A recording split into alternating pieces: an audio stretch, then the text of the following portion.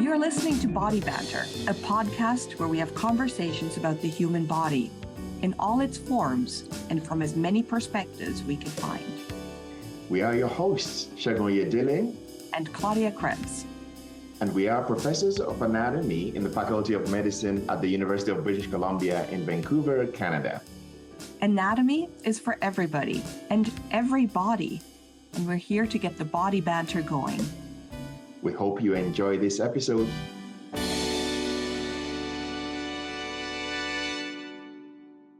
Hi, everyone, and welcome to another episode of Body Banter. My name is Claudia Krebs, and I'm joining you from the traditional, ancestral, and unceded territory of the Musqueam, Squamish, and Tsleil-Waututh Nations, also known as Vancouver, Canada.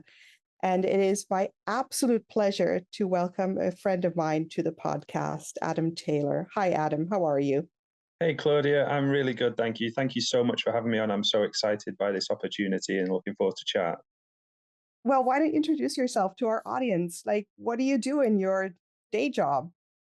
So I'm a professor of anatomy at a university in the northwest of England called Lancaster. It's a small city on the northwest coast, about 40 miles north of the big cities of Liverpool and Manchester, which I'm guessing a lot of people will have heard of in relation to their soccer teams, if nothing else.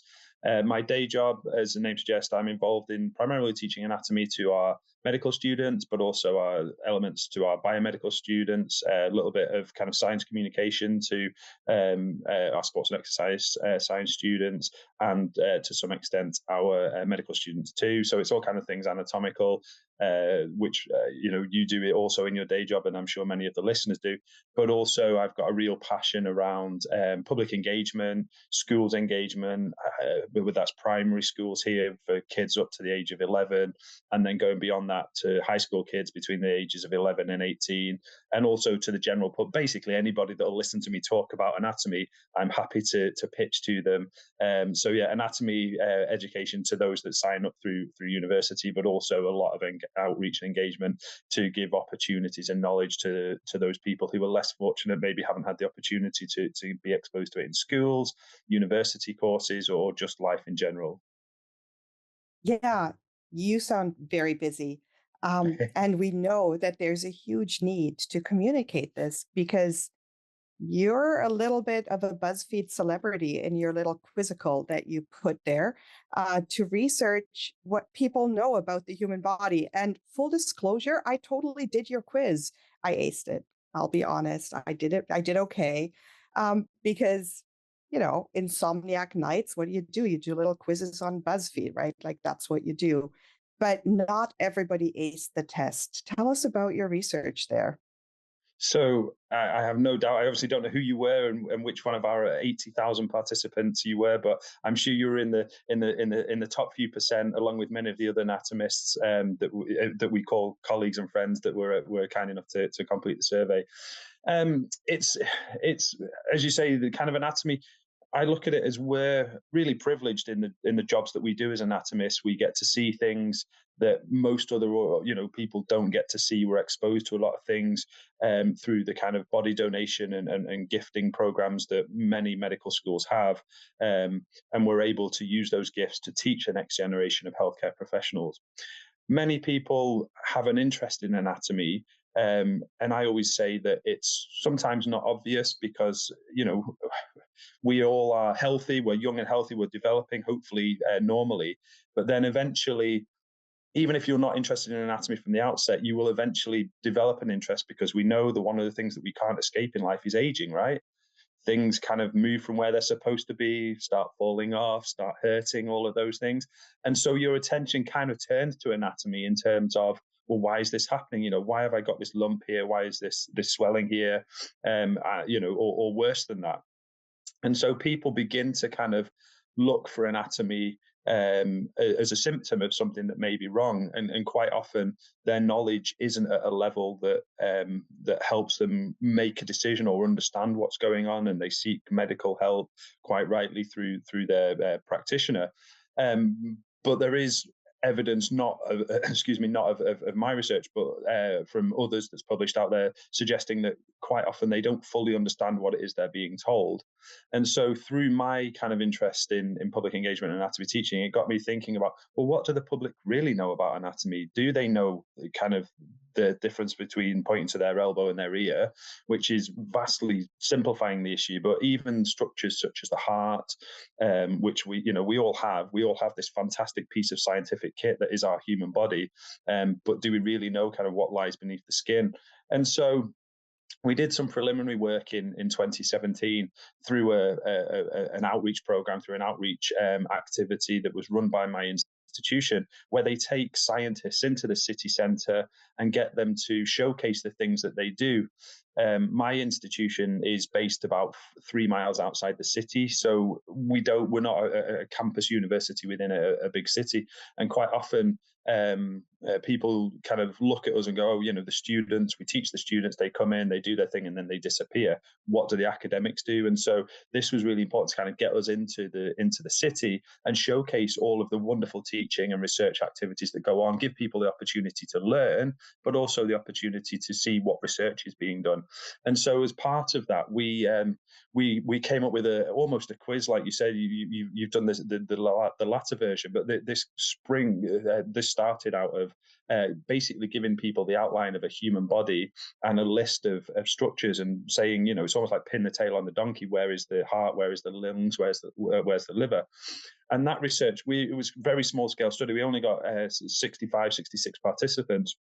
But it became quite apparent that as an anatomist, and all the things that we take for granted that people understand, there was quite a kind of range, a diverse knowledge of anatomy in terms of what people know.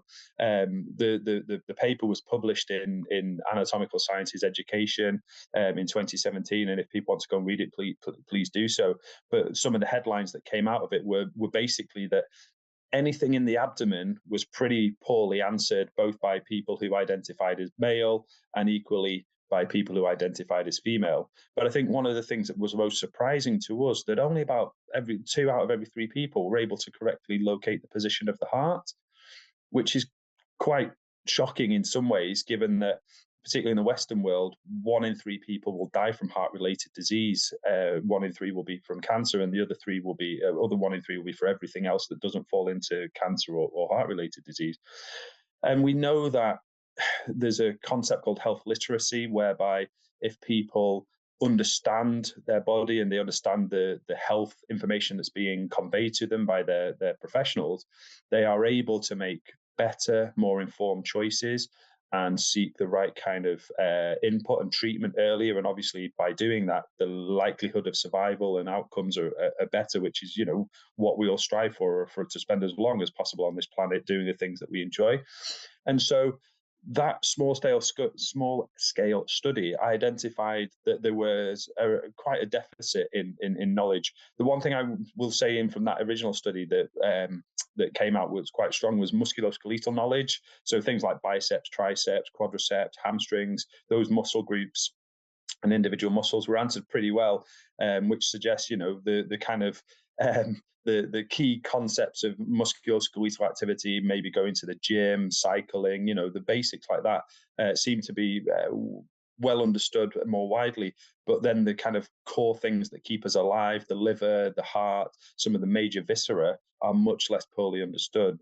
And so this study, when we published it, the reviewers quite rightly said, well, it's very Lancaster centric. It's quite a small scale study.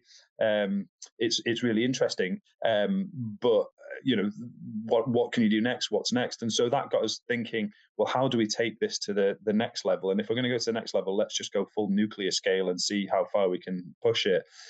So we were lucky enough to team up with an entity called the Zooniverse, who are citizen science pioneers. I'm sure many of your listeners are either familiar with it or citizen scientists through their website, and they take particularly large data sets and scientific studies and put them on their platform for citizen scientists to contribute to science. And they often rely on the almost the expertise or the kind of amateur interests of those citizen scientists to contribute to projects around wildlife or astronomy.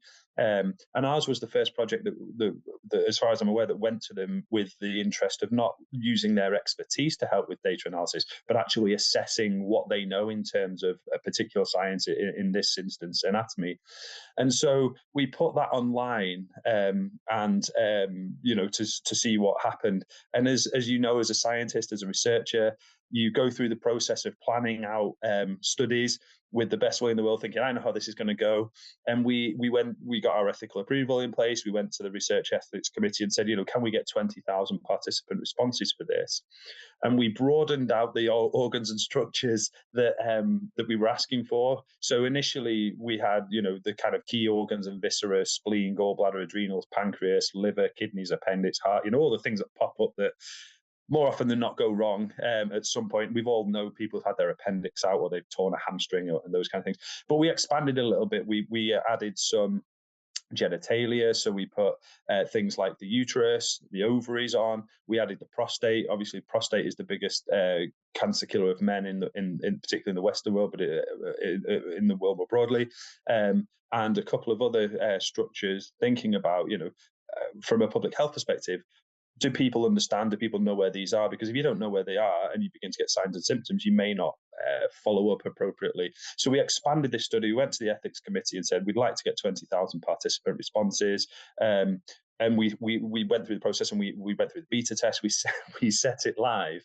And within the space of a few days, I found myself having to go back to the research ethics committee saying, we've been inundated with responses. We're getting close to the 20,000 mark, and the shows no sign of letting up. Can we increase this? Can we go for 50 or 100,000? And they said, yeah, absolutely, we'd be happy for you to do that. So we went up to 100,000, and it was picked up, as you referenced earlier on, by Buzzfeed, by some of the popular newspapers over here in the UK, saying, we want to carry a piece on this. And interestingly, these things do. Not only were they wanting to carry a piece, they also wanted the answer sheet so that they could put it online, so that people can compare how they do, and then having to have a discussion with the editor saying, sorry, you can't do that because that's going to skew our data and destroy our study, and those kind of things. So it was quite a challenge to get through that, but the kind of response that we got was just phenomenal. I never in my wildest dreams envisaged that would happen so rapidly, and so such an overwhelming response to something that span out of a very small scale study in the northwest of England. And so by the time we closed it, we'd peaked at just over 81,000 responses. And so that was in 2019. Obviously, a lot of things happened around the world since then, and we're just again beginning to get back into the data and beginning to write that up and analyze it. I obviously saw yourself in a conference earlier in the year where I presented some of this, and some of the results echo what we see in the little small scale Lancaster study, in that there is a really varied response to what people know about their body, particularly again around the abdominal viscera. The heart, again, shocked us. 60% of people can only correctly locate the heart. And so this is really exciting for us because it begins to highlight the challenge that we have as educators, particularly with our kind of engagement and outreach hats on, in terms of how do we fix this problem? Because when we go into schools, particularly the young kids, when we do outreach with them, they're really interested in the body. If I vaguely remember the days when I was at school, I'm getting to that age now where it's becoming a bit of a blur, but when I was at school, everybody wanted to be the tallest, the fastest, the strongest, all of these kind of metrics, and they're so enthusiastic about their body and their learning. And then it kind of seems to drop off when we looked at the data. That age kind of peaks around about 18 to mid-20s, and then the knowledge level disappears. And one of the questions is, why is that? And so, when we get into schools, how do we get this information to stay with people so that they can use it to their advantage in the longer term? And so there's a lot of really interesting data that we're beginning to pull out of this in this larger scale study. It's so cool that you've got this huge data set now, right? Like there's such a wealth of information. Yes. As you were talking, I was thinking, we take our knowledge so much for granted. Like as experts on the human body, we obviously walk around our lives kind of always knowing where our liver is, right? Like, Yep. It's not that we say good morning to it every day, but we kind of know where it is. It's ingrained in us. And so it becomes hard to imagine people having no clue on what is inside of their body cavity. And I found that maybe the most shocking thing about your research is that all the knowledge that we take for granted is actually absent in many people. And it's interesting because when you look at illustrations like from the Middle Ages, before we had reinstated body dissection and all of that for a real exploration of the anatomy, there would be a lot of mythology around sort of the inner workings of the body, like with things moving around and, different vapors and humors and whatever, making up the machinery of the human body. And with this loss of knowledge in people who are not experts, where do you see that going in terms of how people perceive their own bodies? Because we all have this body. Like, as you said, we're all born with this terrific piece of scientific kit. I love that formulation that you used there, right? We all have it. And yet, by and large, we show very little interest in it. Maybe except for like our muscles, because it's something that is visible and we can show off and it shows our status. I guess, having a cool biceps has more status than knowing where your liver is. I don't know. That's a really good question, because those, like you say, the absence of knowledge is astounding to those of us that kind of consider it just the core basics. We, like you say, we don't say good morning to our liver, but we know that that's where it is, and if there's pain there, then we need to get it looked at, and those kind of things. And that absence of knowledge is, as I was alluding to earlier, the school kids, the really young school kids, are so interested in it. And then obviously, as your body grows and develops as you age, going through puberty and your teenage and formative years, and then to some extent, you kind of go through that journey in life where you meet your partner or partners, and you explore their bodies and those kind of things. So we kind of, we have this exposure to our own body and other people's body, and then we have children, and so we have to kind of know a little bit about what's going on with them. Children, they're sick and you have to clean up after them and all those kind of things. But it's not, that level of knowledge of those kind of individual structures just seems to disappear. And the question is why. It's probably displaced by, knowing where your car keys are and those kind of things. But it has a value in that knowledge. And how do we kind of reignite the passion for understanding those things that we often consider as basic anatomical knowledge? One thing I will say about that kind of basic understanding, and I don't want to open an argument across the biological sex divide, is that in the data analysis that we've done on the preliminary study and on the larger scale study, those women are much better at identifying the abdominal, the kind of thoracic and abdominal viscera, the locations of them. And I wonder if there's an element around that because of the menstrual cycle, for example, and having a kind of underpinning knowledge of what goes on with their bodies, and looking at looking at it from that perspective. There's a kind of, they have that exposure to that kind of underlying knowledge, knowing that there are things in their pelvis and then there are things in their abdomen, and kind of having a rough guess. But there was an interesting paper I was reading a few weeks ago around pelvic organ prolapse, and a study similar to mine, but it was conducted in a number of hospitals here in the UK by some researchers, particularly with an interest in gynecology and obstetrics. And I was astounded to read that they'd asked basic things again around the location of the uterus, ovaries, but also something as simple as how many holes are there in a woman's external perineum. How many holes are there down there? And some women were unaware that they had 3 holes down there, a rectal opening, a vagina and a urethra. And again, that kind of astounding absence of knowledge is something that we we should be doing better to educate people, particularly around women's health. So our research doesn't go into that level of detail. We have asked some questions around the level of knowledge of the location of the ovaries and the uterus in our most recent study, and around the prostate, again with a kind of with an interest in understanding, do men understand where the prostate is? Do women understand where the uterus and the ovaries are? Both with a view to health, but also from keeping the human species alive. That kind of need to potentially have children and those kind of things. All of that health is kind of intertwined together, and without some of those structures, we cannot produce the next level of humans. And so that's really interesting. So there are other people looking at areas of this with a kind of clinical focus. Pelvic organ prolapse study is a really interesting one, and I was astounded by some of our findings. But that paper in particular, to me, really opened my eyes to what what that absence of knowledge is, particularly in people who are seeking help for a specific clinical or pathological reason.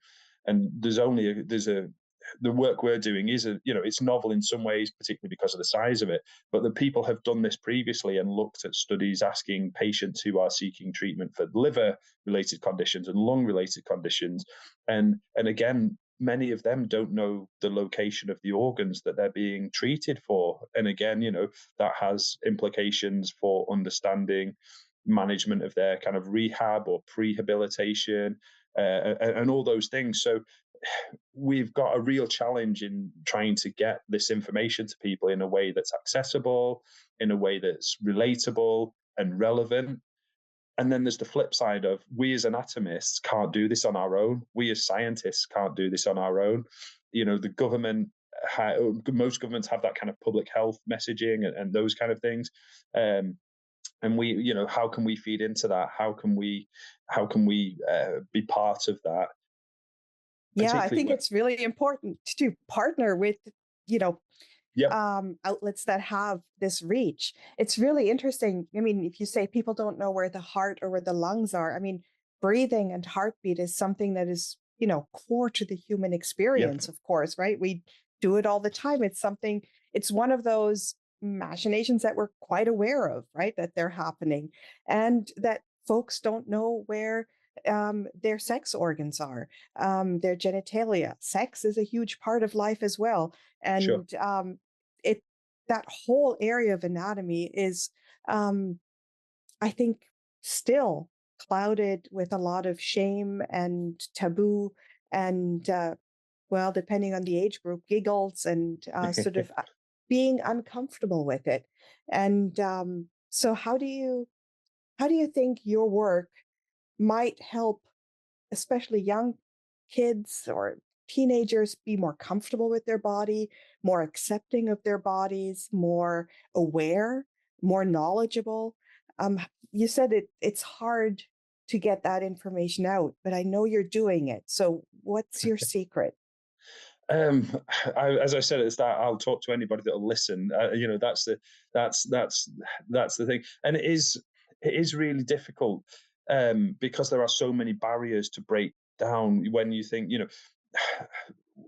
wherever you stand on the last 3 years and COVID, there are people that have had their lives turned upside down, long COVID, deaths of family members, and we as scientists, we've always struggled to get that information out there. I think, I think you find very few scientists who would argue with that fact in terms of trying to get scientific information out there. And we can't do it on our own. As you say, we have to partner with the public health scientists, the doctors, the various branches of the government that are responsible for these kind of things, because we really we've been set back masses, huge amounts in the last 3 years, because there's been so much turmoil and kind of difficulty in terms of communicating science. Very few people are actually trained in being able to communicate science and get that messaging out there. It's a really hard skill. and you can, and I'm not saying that I can do that. As I say, I will listen to anybody that I will talk to anybody that will listen. But there are always going to be people in hard to reach populations, hard to reach areas, and there are always going to be people that don't want to be reached. So we've got to do the best for those people who want to listen and have the time and the need to kind of know. And thankfully, anatomy is one of those, as I said earlier, one of those kind of science areas where everybody has their own toolkit. They have their own specimen. They have their own bit of anatomy, and it changes over time. Going back to what you were saying about, particularly around teenagers and children developing, we as anatomists, we have seen it all, and we would be the first to admit that everybody is different, and every bit of everybody's body is completely different, and that's okay. That is absolutely fine. There is no kind of set standards. There's no set outlook to what we see, and I think certainly looking at the generation that are growing up today versus when I was growing up, they're exposed to very different things. They're exposed to the kind of internet of, it should be these chiseled torsos and sun bronzed skin and all these kind of things, and anatomy, everybody's anatomy is different. That is what you see on the internet is one person's take on what perfection should or is, and everybody's anatomy is different, and that is a really hard concept to break and get out there, because of that, as you say, that taboo around, particularly around genitalia, around sex, and even being naked in your own home. Some people find that a very uncomfortable concept, and so I think trying to get out there and talk to people and make them understand that actually everybody is different. If you look up and down the high street, the bits of or look around your college or your school, the bits of people's anatomy that you see, their hands, their face, it's all different, and it's the same under the bits that you can't see, and that's okay. There is no gold standard or set standard to what we should look like, and I think that is something that we don't put out there often enough. We don't say enough about that. It is different, and it's okay to be different. And I'm not an expert on that area, but that's certainly what we're trying to say with anatomy. We have these things that are in certain positions, but they're all different. And that's okay. The understanding that your heart is in your chest and it beats, that's what we want to take away from it. It doesn't matter how big your heart is or how small your heart is. It keeps you alive, and that's all we care about. So it's really difficult, and obviously there are some areas of the world where the challenge is even bigger. So there are education is a massive part of this in terms of getting into schools and trying to help them understand the body. And we're quite lucky in the UK, and I can't speak for Canada. Sorry, I don't know how things are in Canada, but certainly in the UK, there's a lot of scope for this kind of anatomical learning and anatomical outreach. It's built into our national curriculum at school. But then when you look at other countries like the United States, a massive population, but no national curriculum around many things. It's on a state level, particularly thinking about anatomical learning and this kind of physical health and sexual education. Again, it's at state level, and the requirements differ from state to state. And so how do we get into those hard to reach populations and try and help them? And we're not, all we're trying to do is make them aware of their bodies and make them aware that anatomy is what it is. And you learn about it, because at the end of the day, your anatomy changes. It changes with age, but it also changes with pathology, and trying to kind of reach out to some of those hard to reach populations is going to be a challenge, and I'm saying that in relation to colleagues who work in the United States and do the same kind of thing that I do in their local in their local communities. It is a real challenge, and we're under no illusion that on our own, individually or as a community of educators, we can't do this on our own. It's going to be a real kind of slog, and I'm sure we will not break the back of it in my lifetime or yours, I'm afraid. Oh dear. Well, but I think there is hope, right? Because we've got so Absolutely. many more media to reach folks. And I I think it's becoming more and more apparent that we need more diversity in anatomy representations, because that will reach more people. If we always show the white CrossFit man as the anatomical standard, there's a lot of, like, the majority of the world population is going to be like, that's obviously not me, and they disengage. Um, Absolutely. what is the most surprising thing that you found in your huge data set so far as you're combing through the data? Like the So, one thing where you're like, wow, I wasn't expecting that. so um, yeah, I'm gonna make myself into a moving target for a number of people. There's a couple of things, and so I'll give you a quick summary of what we did in that data set, and then tell you some of the surprising things if there's time and that's okay. So we got just over 81,000 participant responses. We had to take a couple of them out because they weren't complete data sets. But from a global perspective, probably the most, so we asked people, there was 25 organs and structures to identify.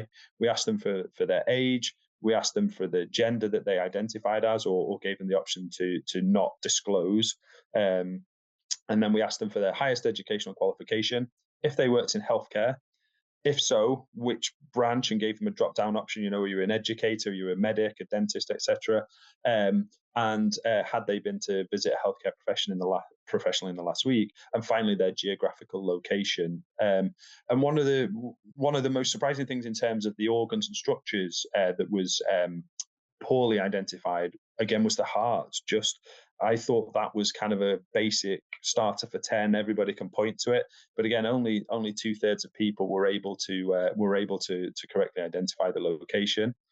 In terms of the demographic data, there's no statistical difference between what those people identify as male know and those that identify as female. There are some differences in amongst the organs and structures. And I think we need to do a little bit more coverage, so don't quote me on this, but one of the interesting things was those individuals who identified as female knew the location of the prostate better than those people that did identify as male, which got us scratching our heads a little bit. But we know that studies in the UK that have been done by various charities identified that 50% of men didn't know they had a prostate, and of the 50% that did, only 50% of them could find it basically and point to it where it is. So kind of that's an interesting finding, but it'll be surprising to some of your listeners, but to us, we know that the prostate in men and its location is also an issue. I think probably the most surprising thing in terms of findings was around whether people worked in healthcare and not working in healthcare. And we expected the healthcare, obviously anatomy is a huge part of healthcare training and education, and so we expected them to be significantly better than in terms of, you know, how many out of 25 did you get right. We expected them to be significantly better, and what was probably most surprising and possibly worrying was that they were not statistically significantly better. And so we need to do a little bit more digging into the data. I'm very worried. Yeah, well, and that's I mean, that's one of our shortcomings in terms of healthcare. It was self-reported, and it's a massive field. So you've got people from kind of postgraduate medics and dentists all the way down to, you know, are some of them working in healthcare as kind of healthcare assistants? And so, you know, we could have been slightly better at giving more more drop down options for that, but that's something that we're going to have to work our way through.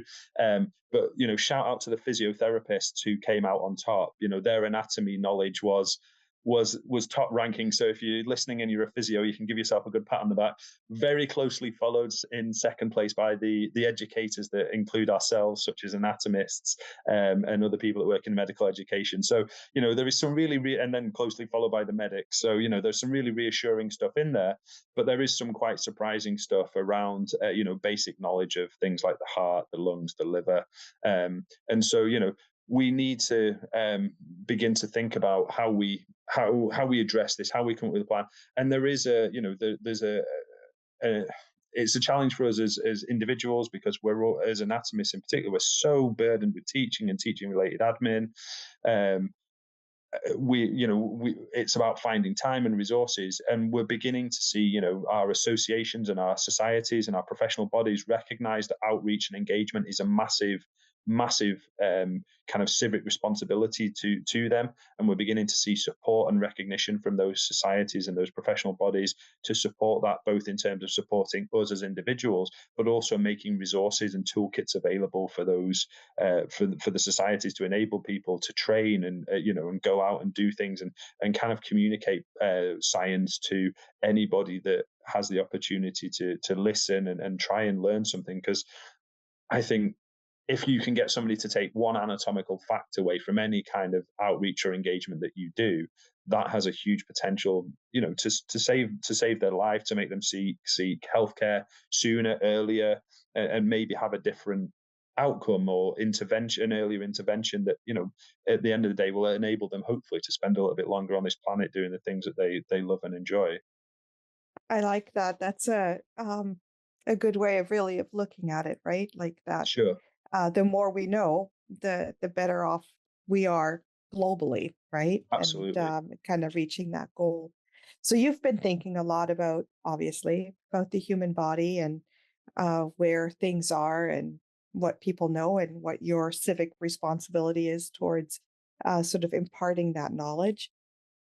But do you have a favorite body part?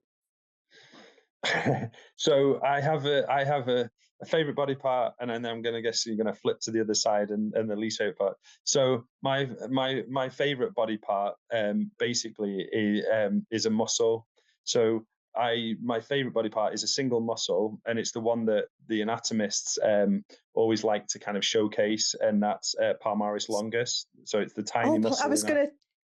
Okay, tell which me more. is I was going to say serratus anterior. Going to go for serratus anterior, okay. but No, palmaris no, longus. So tell palmaris. me all about your passion for palmaris longus. So I've got a couple of muscles, but this one's the one that pops out all the time because it's always, is it there, is it not there? So I guess for listeners, if they want to have a go at trying to find their palmaris longus, see if they've got one. So I guess the important thing to say is not everybody has them. And I'm in the unique position that I've got one in one arm and it's absent in my other arm.